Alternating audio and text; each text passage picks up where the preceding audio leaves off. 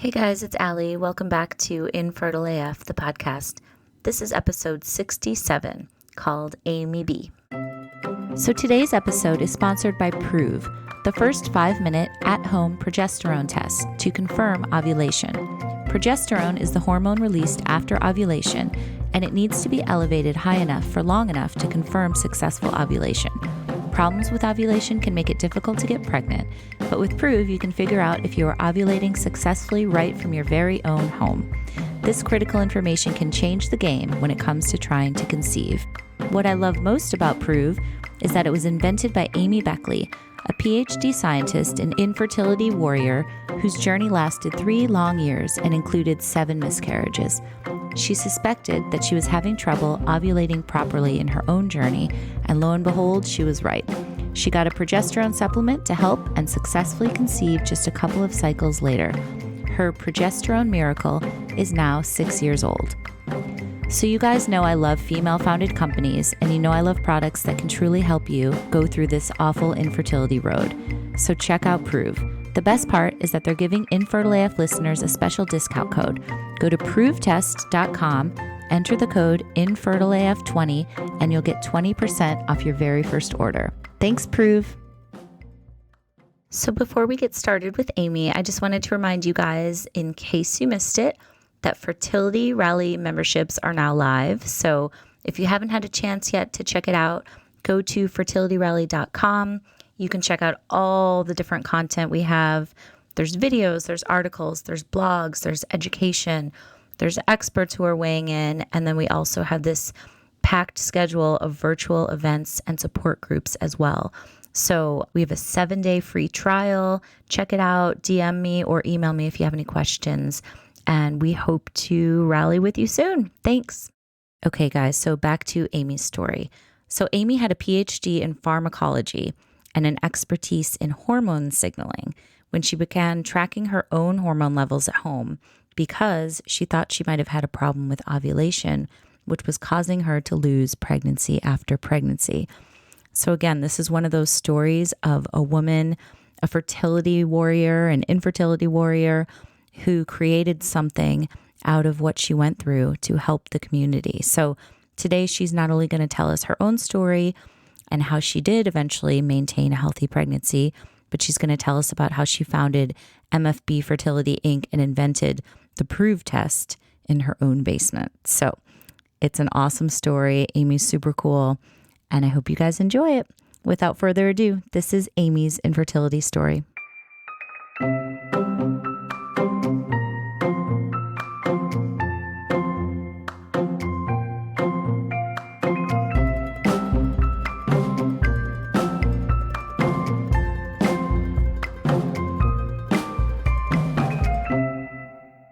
Amy, it's so good to finally talk to you.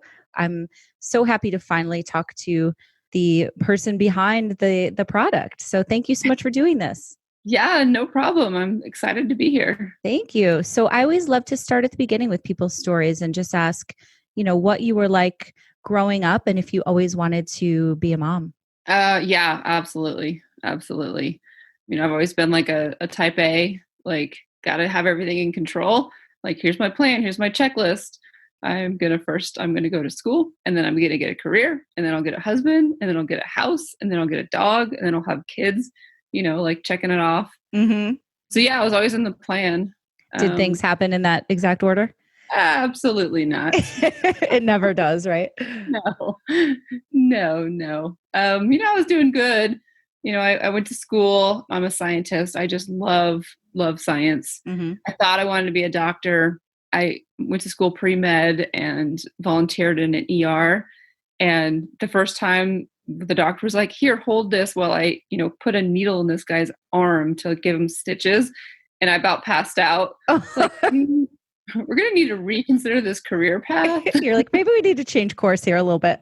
Yeah. So my roommate at the time had a job at a biotech company. And she's like, yeah, we could use somebody to kind of, take out the trash and just do like, things around. And I went there and I loved it. Like, I just loved being there and seeing that people were creating therapies and creating drugs and things that were going to help people through, horrible things in their life, disease, cancer. Like, it was just, I just felt like this was like my purpose. Like, I Mm-hmm. just wanted to do things to help. And this is, I thought I wanted to be a doctor and help that way. It turns out I wanted to be a PhD scientist and help people through research and product development. That's great. So were you in school at the time when you started working there? Yeah, I was in school. At school, I did meet my husband. Mm-hmm. We didn't get married until like the very end of my schooling. I have a PhD in pharmacology, so it was like 4 years of college and then 5 years of more college. Mm-hmm. And then we got married, and then I had to do more training. It's called a postdoctoral training. So it's kind of the equivalent of like a residency for a doctor, Mm-hmm. but on the PhD side. So we moved to North Carolina and did that.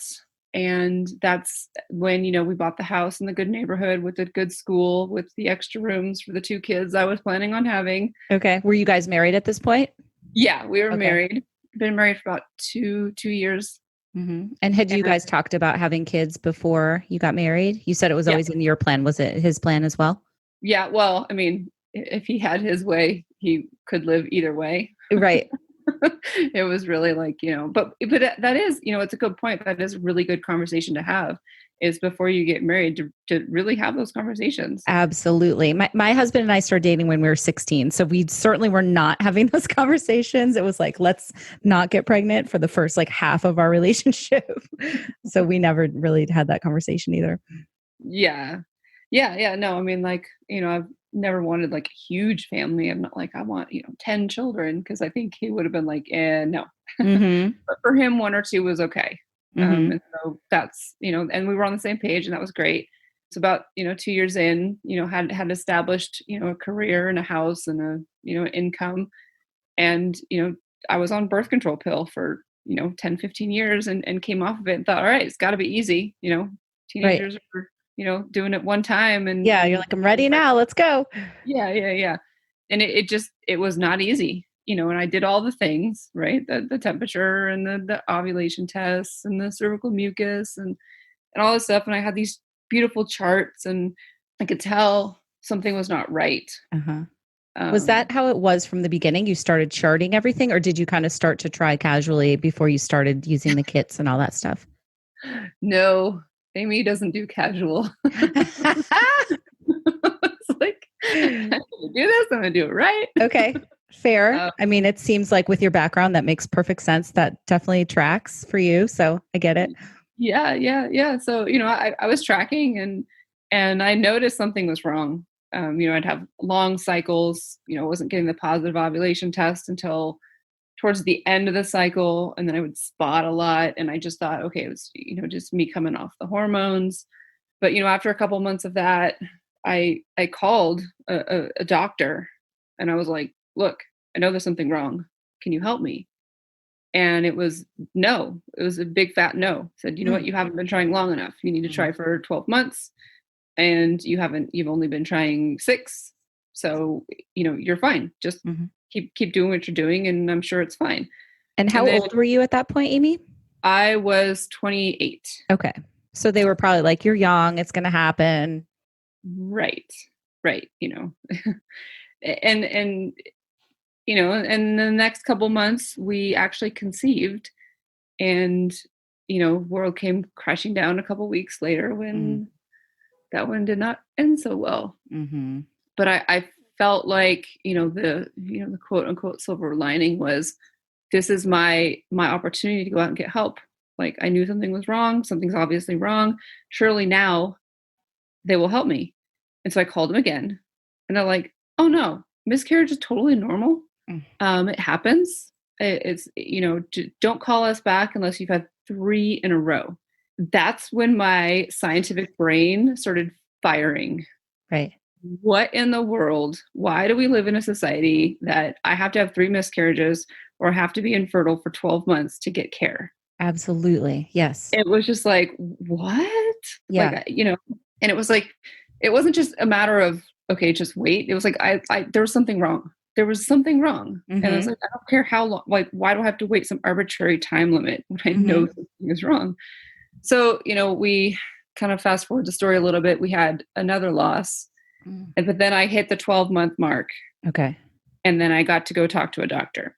Okay. So I got referred to a reproductive endocrinologist. Uh-huh. He ran all of his tests. Everything looked beautiful. There was absolutely nothing wrong. And then you get that awesome diagnosis of unexplained infertility. Right. So A slap to the face. so much. So how do you, as a scientist, I'd love to hear that term comes up a lot. How do you explain that? I mean, it's unexplained, obviously, but like, how do you process that? And what does that mean to you? So what it means to me is that there is an explanation. We just don't have the right diagnostic tools to figure out what it is. Mm-hmm. So that's what that means to me. And that's my scientific mind was like, oh, well, there's a reason. And we just need to figure it out. We just need to build better tools to figure this out. So was that when the seed was kind of planted for you to, foreshadowing a little bit to create something that would help? Yes, yes. But I wasn't at the mind frame that I needed to be at yet. Mm-hmm. I was in the holy crap. Mm-hmm. I just need to be a mom right now. Like I'm like, you go through this and it's heartbreaking. Yeah. And it's just every single day. I mean, I don't have to tell you this. Like it's just horrible. And all you want is the baby. Yeah. And every single day that passes, you just get more and more distraught, which, obviously doesn't help. And, the doctor looked me in the eye and he's like, we don't know what's wrong with you. We can continue testing and doing certain things, or I recommend IVF because that's going to give you the highest probability. And what IVF is a huge, huge medical band-aid. It basically takes all the issues that could happen and makes it so they can't happen. Oh my God. So, Wait, can we stop right? That's the first time I've heard that explained that way. That's so interesting that you say that. yeah, right. Like, yeah, it's like if you, sperm and egg don't meet, great, we'll do it in a dish. I don't have tubes. Great, we don't need tubes, we'll do it in a dish. You're not making enough egg, whatever it is. Like it basically takes all the possible causes and then does it in a lab so you don't have those issues and then sticks it back in. That's so interesting to just hear it phrased that way. Okay. Thank you for that. Yeah. So, I mean, we did it because I was in that place of mind where I didn't want to wait any longer. I didn't know what was going on. And my mental being was not great at the time. Mm-hmm. And so, we went through a cycle. It was beautiful, beautiful embryos, like high quality, put 2 back in, nothing. Mm. And then we did another cycle and it was a complete disaster. And in what way? It was like, you only got 7 eggs. And, I was like 29 at the time. You got 7 eggs. And they call me on day 3. They're like, your embryos are not growing. They're only at the 8 cell stage. You better come in and, let's put them back in. Let's do the transfer now because they're not going to last until day 5. I was like, all right. So I went in and got it done. And I'm just thinking about what can I do? We're like, okay, we're going to do acupuncture. We're going to do this. And we're going to try these other stems and, all these other things. And so my mind was kind of like racing with all the different things to do. But something miraculous happened is I actually got pregnant and that turned into my 10-year-old son. Okay. And so that was like amazing. Right. What do you think about that cycle? Like, was there anything that you did differently or was it like a combination of a bunch of different things? Like, why did that one take? I don't know. I know we put three embryos in because they were just low quality. Part of me thinks, and this is just a theory because I don't know, is that the fact that I had already reserved myself into thinking it didn't work, that I de-stressed myself and started thinking on something else. Because, I don't want to jump too much into the story, but it was a hormonal issue and stress impacts your hormones. And so, my body was just so stressed out, I think, and so just overwhelmed that it wasn't a good environment for those embryos to thrive. And by thinking that it didn't happen and kind of thinking, okay, what am I going to do next? And just not focusing so much on it, like when they say, oh, just take a vacation and you'll conceive, like, okay, that's horrible advice. but it's the same like premise of, just forget about it. Well, you can't just forget about it. Right. But in my mind, I was doing that because I was so convinced it didn't work. Yeah. Can you Right? tell me a little bit more with your scientific background? Yeah. Just curious about the hormones and the stress. Like, can you just dive a little bit deeper into that? Yeah, absolutely. So your menstrual cycle is your, fifth vital sign, and it tells you kind of the health of your body because it's the last thing in line. So Okay, think wait, dumb question, but tell me all the vital signs if you don't mind. breathing rate, heart rate, Okay. pulse rate, temperature. Okay. I think I got them all. And then menstrual cycle. The menstrual See, it's cycle. funny that is not on par with all the other four, right? I mean, you do, like, as women, we go to the doctor and they say, when was your last cycle? But Yeah. you would think that would get as much attention as the other ones do. And every appointment and every, like if it does have that much impact on everything, you would think it would deserve a little more recognition. Right. So the reason the menstrual cycle is a vital sign is because your body, to stay alive, to, let you breathe and let your heart beat and let you be in homeostasis, will steal resources from your menstrual cycle. So it's like, as long as your body is healthy and in balance, you have a healthy menstrual cycle. Because if you're out of balance, it's like, why would the body let you conceive a child? Mm-hmm. Right. So it's like, if you're not in balance and you're not ready and capable of conceiving, then your menstrual cycle will be out of whack. Okay. Again, that's the first time I've heard it described that way. I feel like you're like making all these breakthroughs right now. That's so interesting. Well, I mean, there's I think it's Lisa Henderson Jack, I believe. It was The Fifth Vital Sign. It's a book. I think it's called The Fifth Vital Sign. You can read that book. Yes. Okay. Cool. Thank you.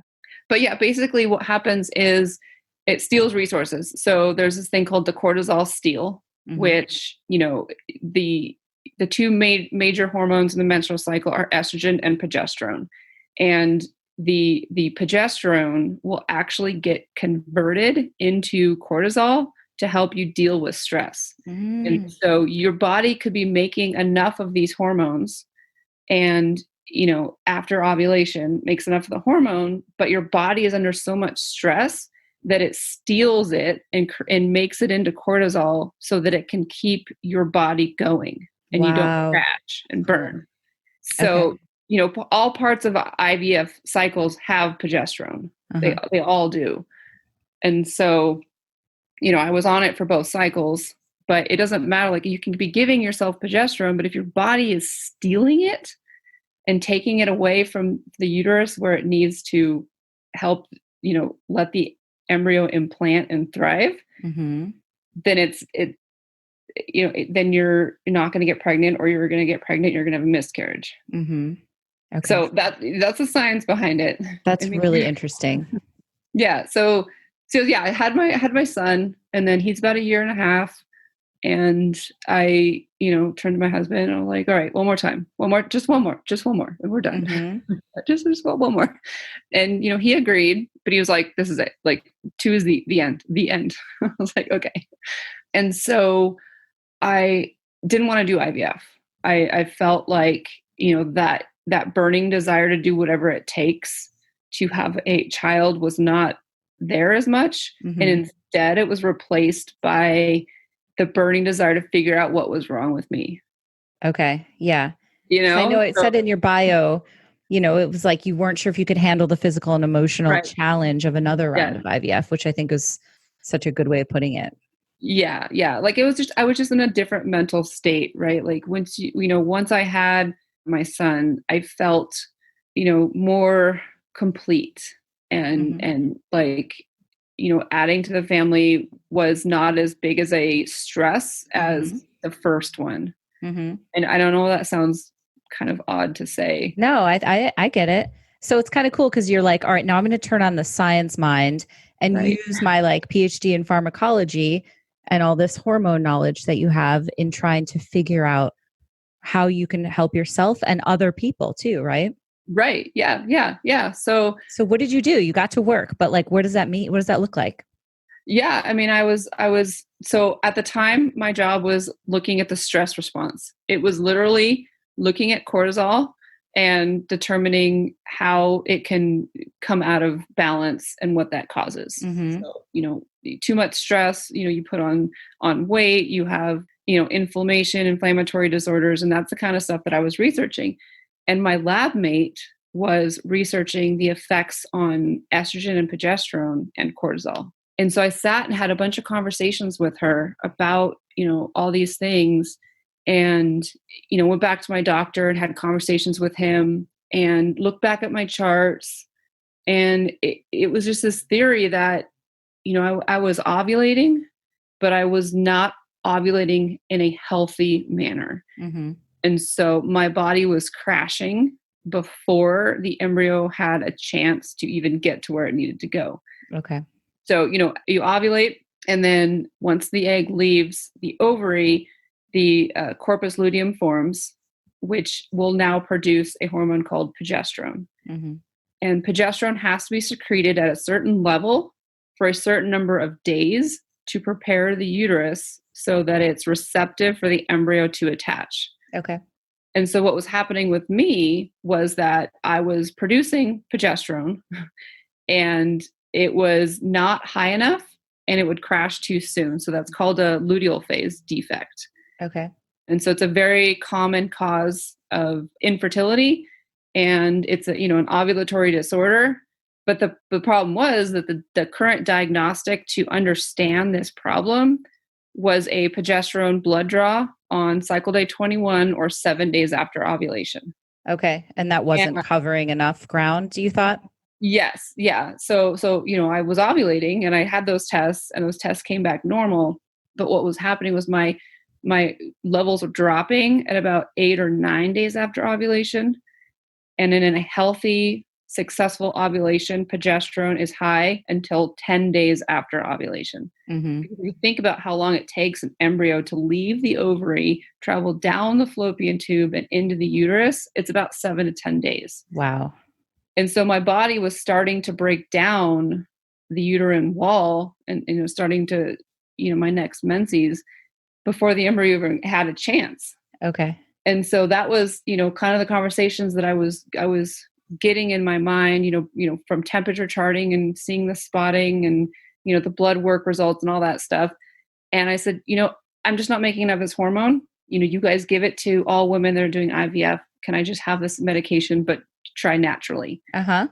And what was the hormone? It was like hormone supplements? It's progesterone. Oh, progesterone. Okay. Yeah, it's just bioidentical progesterone. Gotcha. And so he said, I don't know if it's going to work, but happy to try it. And within a couple of cycles of just timed intercourse and starting this medication right after ovulation, I got pregnant and I stayed pregnant. Yes.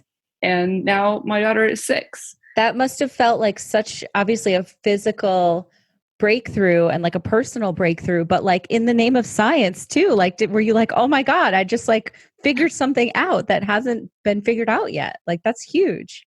Yeah. No, absolutely. And, after I went through this, you kind of, you stay in the closet while you're going through it because it's emotional. And, I felt like, less of a woman, I guess. Did you? I did.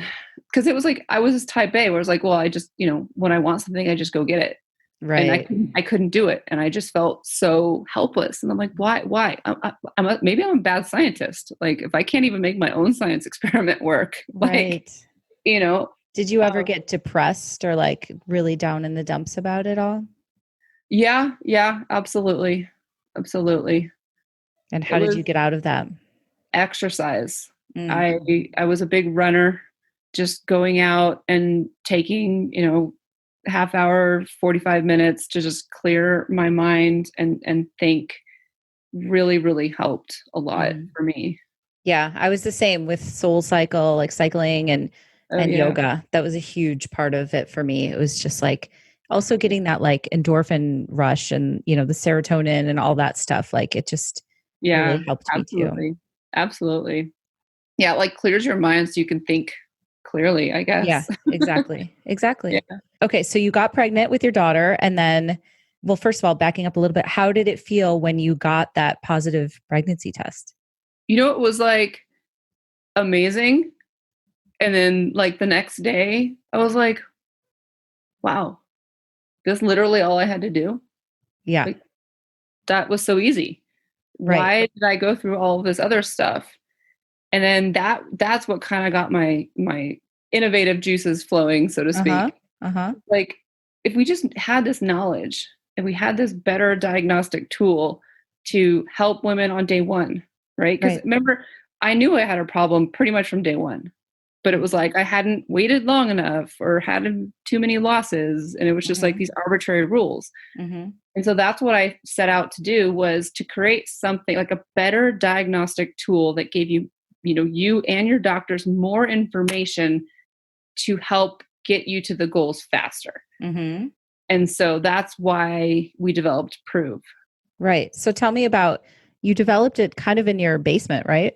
Yeah. Tell me Yeah. about the early days and like what that looked like.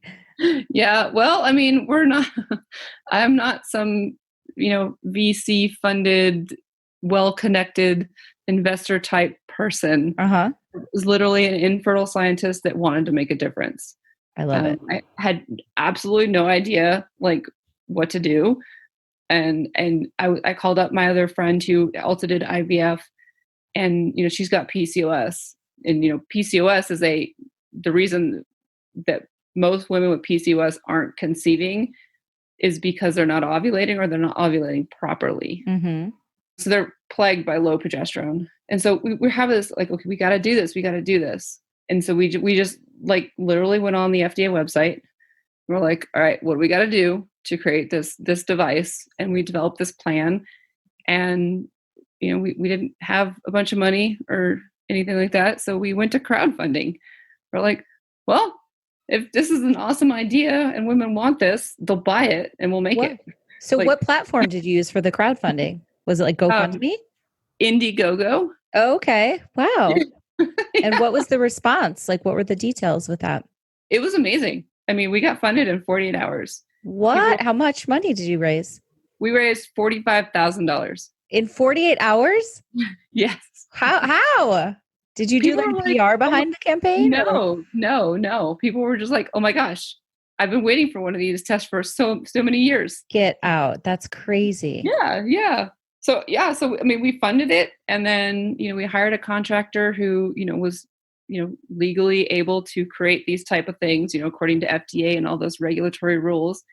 And we had just enough money to create our first lot, batch, and then we sold it and used that money, and then just kind of did that. But that was back in 2017, Mm-hmm. and we sold these things in plastic bags. I'm not even kidding. And who Like, were you selling them to? we sold it on Amazon, and it was just Okay. like, it was just word of mouth. It was like the people that funded us told their friends, and then they bought it, and then we just kind of bootstrapped it for the first year or so. Uh-huh. And during that year, we learned a lot about how the test works and really fine tuned it to hit that sweet spot. So, what the test is designed to do is to ensure that the woman is successfully ovulating. So it's a urine-based test. So Mm-hmm. instead of measuring progesterone in the serum, like a blood test, we instead measure the metabolite of progesterone in urine. Okay. And so it's called PDG. And what we found is that PDG has to be a certain level in proven fertile women. And so the test is either negative or positive. And when it's positive, you're above this threshold of, minimum amount of PDG in a healthy woman's cycle. Okay. And that this test should be positive between 7 and 10 days after ovulation. So that's that critical, implantation window when you want levels to be at their highest. Mm-hmm.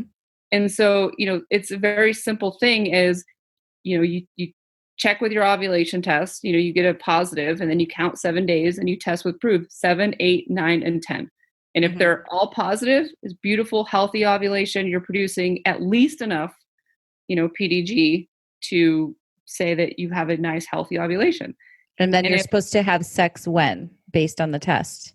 it's based off your ovulation test. Okay. So ovulation tests tell you when you're fertile, when to have intercourse. Right.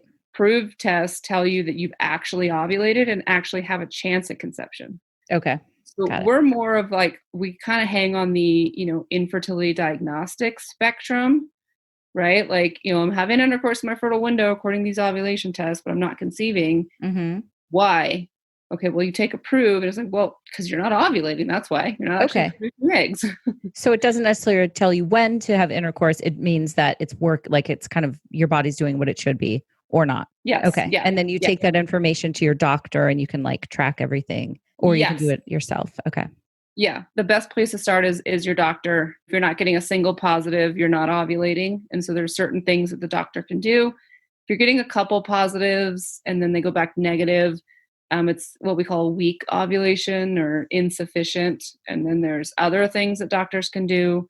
But then there's a lot of natural things you can do. I mean, like, we were talking about before, like diet and exercise and stress and all this stuff impacts your hormones. Right. And so we have a lot of blog content on our site that talks about what you can do, what we find women, very simple things where they're like, I've taken my Proov test. I got like 2.5 positives.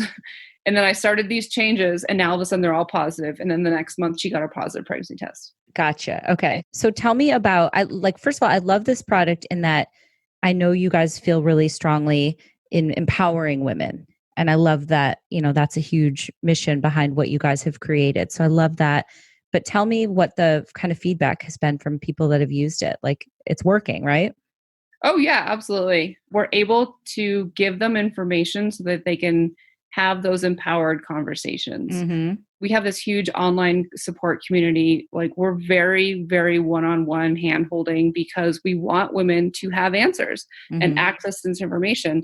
So we connect different provers with each other so that they can, offer advice. And we see people going, literally, if it was not for Proov, I would not be pregnant right now, because it wasn't we helped you understand when to have intercourse, but we helped that woman have better conversations and do actionable things to change her chance at conception. Right. And to change her protocol in certain ways, right? Or like to advocate for herself. So yeah, it's like, my goal is we need to reach these women before they get to the point where they're like, okay, I'll just do IVF. Because I'm just, it's like, if we can help, I'm not saying IVF is not necessary, because IVF is a wonderful, wonderful procedure. Sure. But if you don't need it, I mean, I'm living proof, as are you. Yeah. Oh yeah, absolutely. Yeah. Absolutely. And a lot of people just don't have access to it. So that's the other thing that we're trying to empower is fertility shouldn't be super expensive. Right. That's, there's such a financial burden. And it's also like, it's not one size fits all, like you said, IVF is like the medical Band-Aid. Like, I love that term because it is kind of tossed around like, oh, we'll just do this. But I love that you're saying it doesn't have to be that way. Yeah. Yeah. I mean, we're like just a bunch of women that want to make a difference. Yes. And we've tried to make this product accessible and affordable to as many people as we can. And so, our product is $30 a month is all it is to uncover something that could be, saving you $15,000. Yeah. And so we really try to just be helpful in any way we can, because like, I've been through it and I know it sucks and it's horrible. And it just, it breaks my heart that other people are suffering too. And so it's like, we just want to be as helpful as we possibly can.